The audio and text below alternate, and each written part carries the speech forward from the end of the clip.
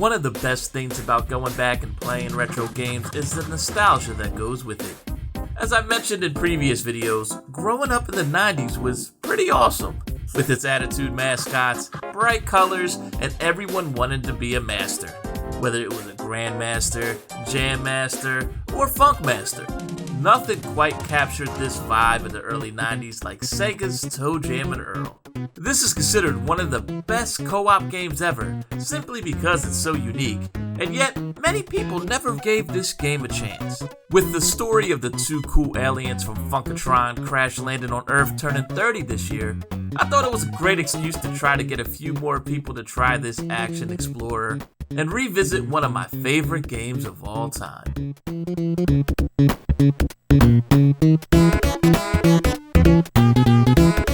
Before we get into the gameplay, let's start with the manual.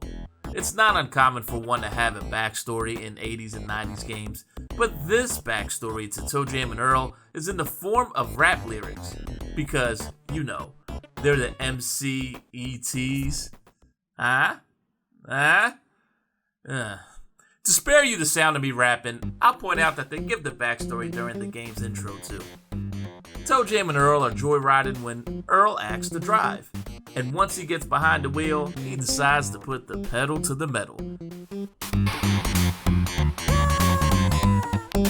And they end up crash landing on Earth. Now this out-of-this-world duo has to find the 10 pieces of their ship scattered across 25 parts of Earth in order to rebuild their slick ride. And needless to say, Earth looks a tad different. But before I even jump into the gameplay, can we just admire their jam session option that they have at the beginning of the game? Once again, it wasn't uncommon to see sound tests in early 90s games, but this is just really creative. I mean, check this out. Big Earl. Big Earl. ToeJam.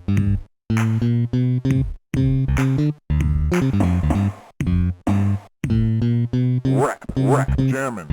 I have no idea why Sega didn't capitalize on this. ToeJam and Earl came out 9 months before Mario Paint hit the Super NES with their amazing music composition gameplay. Could you imagine making a real song with these guys? We all know Sega messed up several opportunities for themselves throughout the 90s, and this is just another example of them not taking advantage of a great idea they had in-house. Okay, finally to the game. So, you can play as ToeJam or Earl. And Earl's bigger, he's slower, but has a larger life bar to start, and ToeJam is a lot quicker due to being smaller and having 3 legs, but he doesn't have as much life. And that's about the only thing that makes sense in this game. Seriously. Apparently Earth is now 25 flat layers that are on top of themselves like a giant 3D chessboard. And as you walk around, you find gifts that can have all types of things in them that can either help or hurt you. That's their way of having power-ups in the game.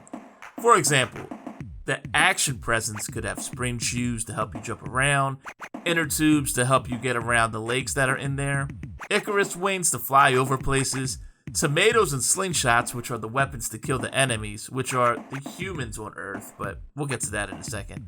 Rose bushes can be leaved, to try to socially distance yourself from a human.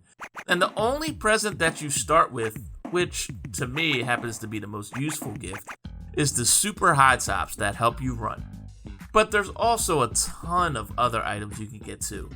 Some will help you, like money, which you can use to buy more presents at these mailboxes. Or a rain cloud, which will slowly drain your energy.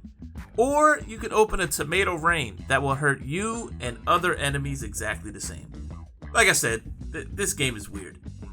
One cool thing about this present mechanic is you don't know what the presents are until you open them, even if you're playing in the fixed world. So you could be opening an automatic level up, or an instant death, which they call a total bummer in this game, because, you know, it's the 90s. However, there is another way you can tell what's in the gifts. If you run into one of the wise men, he will identify one of your gifts for a price, usually a couple bucks. Now, the manual nor the game explains why the wise man is dressed like a carrot, but my guess is carrots are supposed to help with your vision, and since he has a gift for seeing your presents before you open them, they try to put 2 and 2 together.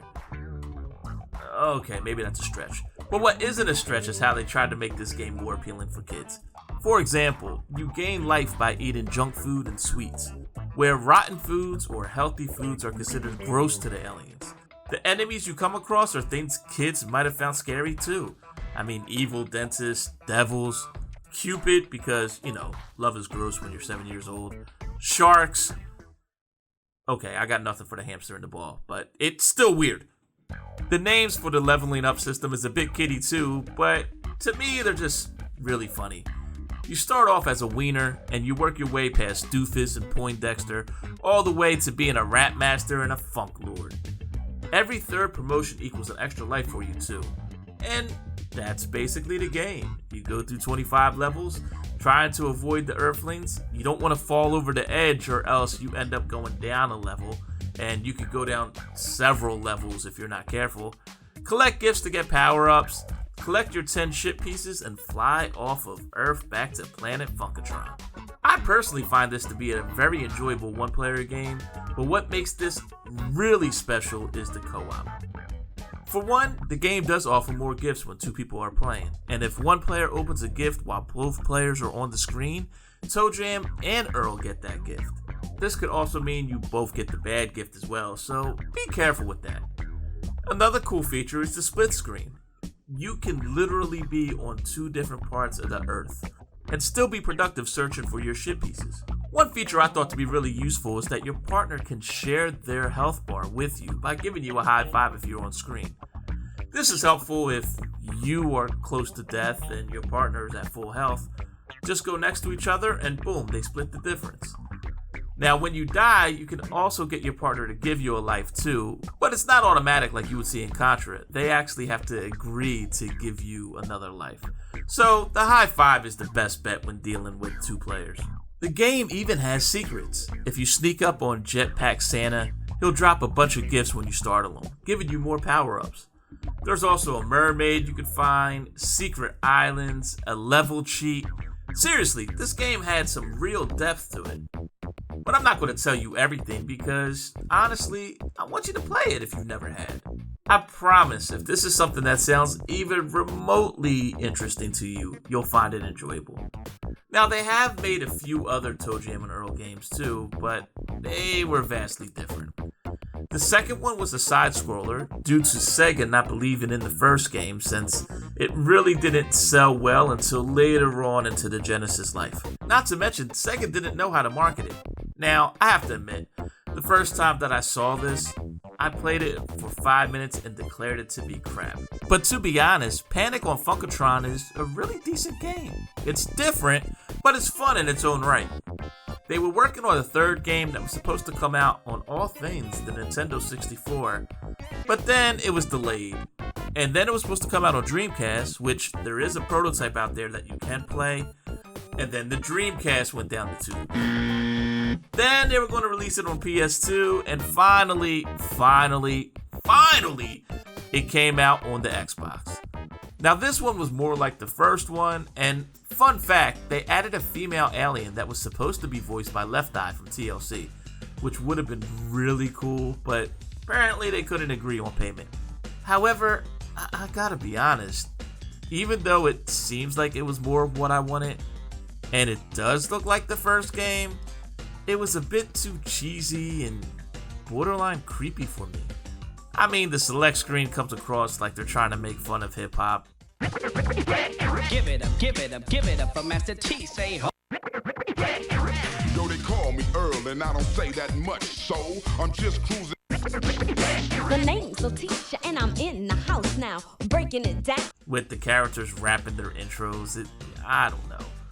Maybe it was the way you took spare missions from a choir and you had to convert humans to funk. Or maybe it was the more adult-themed humor that just missed the spot for me. I mean, just listen to some of this. Those are some pretty big pom-poms. Yo, girl, show me what you working with. Damn, you fine, girl. Hey, Earthling, stay funky, you know? Like girls. Is that true? Yo, Hey, Earl, love these what do I have to do keys. to be in your fan club?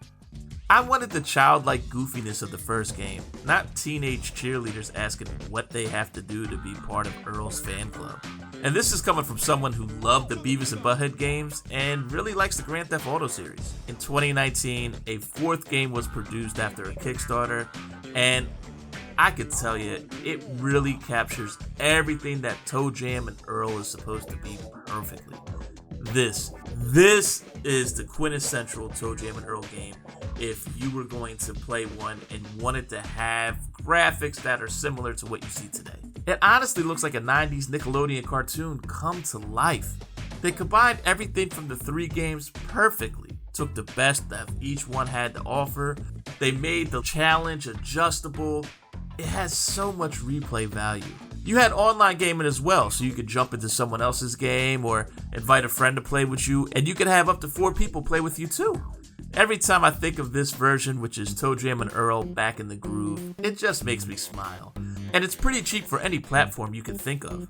You can find it on Switch, PS4, Xbox One, Steam, you name it, you can get it. But nothing is quite like the original. So, break out your old Genesis or Mega Drive, put on your cross colors, get your flannel grunge wear or 8-ball jacket, and play yourself a slice of early 90s nostalgia. I'm Chic Styles, reminding you to always add a little styles to your retro. Look, T-O to the E, jamming on the beat. And now with Big Earl, make them stand to their feet. Crash landed on a strange planet, trying to find the pieces, but this place is gigantic. Running from the bees and dodging all the moles. Somebody tried to run me over with a lawnmower. Maybe all they need's a little funk. Maybe that's all they need. Give them that funk. Biggie, tell them. Feel the fall. Maybe that's all they need.